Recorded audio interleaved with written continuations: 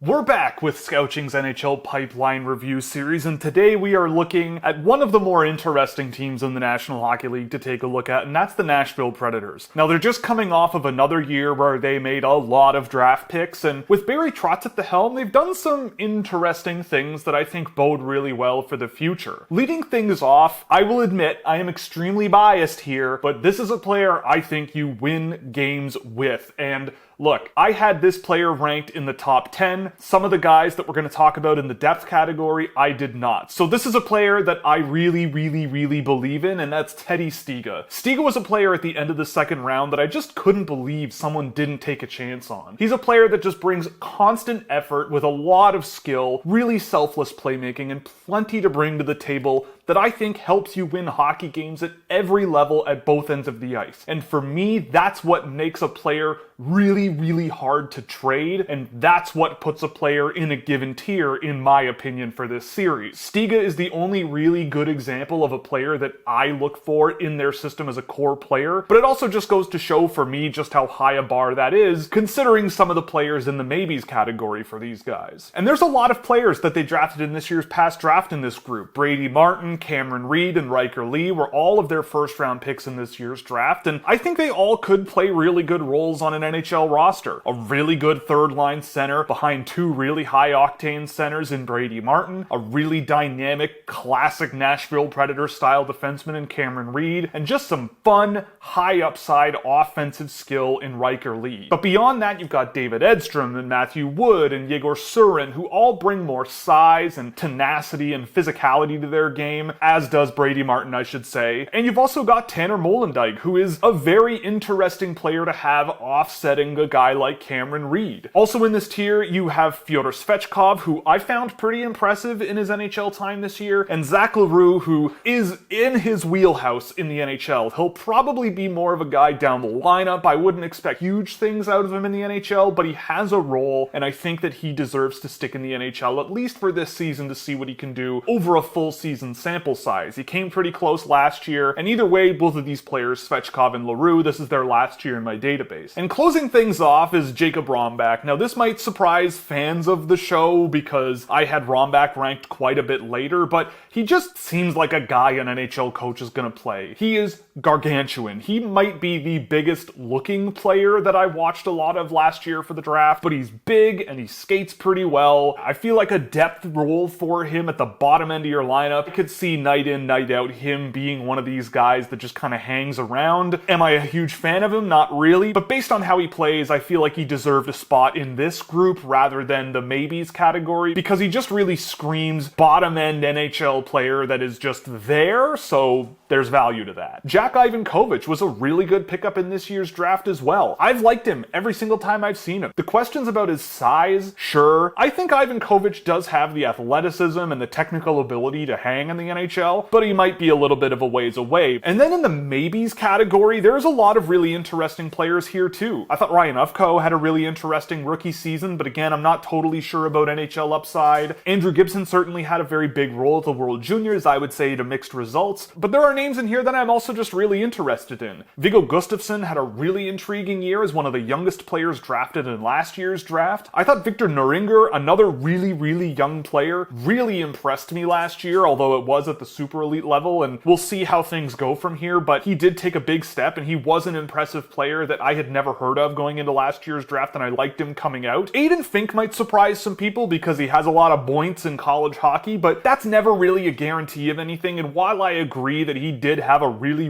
good season with Penn State, and I imagine he will have another really good season this year, I see a good player here, but I'm not sure about an NHL player just yet, but I think of all of these players, he really does push the limits of this tier for me. Speaking of the same type of player, I would put Felix Nilsson in there too. I'm getting more and more confident that this is a guy who probably could crack the NHL at some point, but again, the speed and the physicality of the NHL will be the big test for him, and I feel like while he had a very successful year in the SHL this year, I'll be looking forward to seeing how he does this year because that's another intriguing player that I think will be very interesting. Reed Schaefer is in here as well, and again, similar to a guy like Jacob Rombach, I feel like this is a guy that they're just going to try in a bottom six role at some point. In the games that he did play for Milwaukee last year, he produced pretty well, and he's big, he attacks the net, keeps it simple, and just gets the job done and scores some goals for you. So if you can do that in the NHL, then you've got a job. I'm just not totally sure that the speed of the NHL and his style of play will really bring enough at that level to be a full-time NHLer, but we'll see what happens with him as well. And of course, this wouldn't be Scouching if I didn't bring up the fact that they drafted Daniel Niemanen this year. Niemanen was a player that I picked for Team Scouching in 2024, so I'm not 100% surprised that he got picked this year because he did have a really successful season in Liga this year. Really dynamic skater, really good skill. The defensive game is still a work in progress for me, especially on the rush and closing things out along the boards, and that's going to be an important hurdle to clear, and I knew that going into the draft last season, but the offensive ability and the skating ability, it's a perfect fit for Nashville, and I think there's a lot they can dig into here, and he was a really interesting pickup later on. And everyone else here, we'll see. A lot of people seem to like Joey Willis. I've never been blown away with his game. Alex Huang is a guy where I feel like he should be a tier higher, but I'm just not totally sold on his ability to hang at higher levels with his style of play. It's kind of similar to how I feel about Daniel Niemanen, but I just feel a lot less confident in his game, and Niemanen has been tested at a much tougher level of competition than the QMJHL than Alex Huang. But he was a lot of fun at the under-18s, he's dynamic, he's skilled, and there's a lot of fun factor here, and again, just another raw, toolsy, offensive-leaning defenseman that is in the stable for Nashville, and these are valuable players to pick up in the draft. I mean, there aren't a whole lot of guys here that I think you can completely write off if I'm Nashville, but that's a really good thing to say. There's a lot of really good players in this pipeline from top to bottom, and personally, I have a lot of room to be incorrect on some of these guys. Maybe there is a bigger ceiling on a Brady Martin than I think there is. I think there are players here who, if they hit their absolute peak, they could be very valuable. Guys like Molendyke and Reed and Lee, even guys down the pyramid that I just enjoy watching and hope for the best. Noringer, Fink, Nielsen, Gustafsson,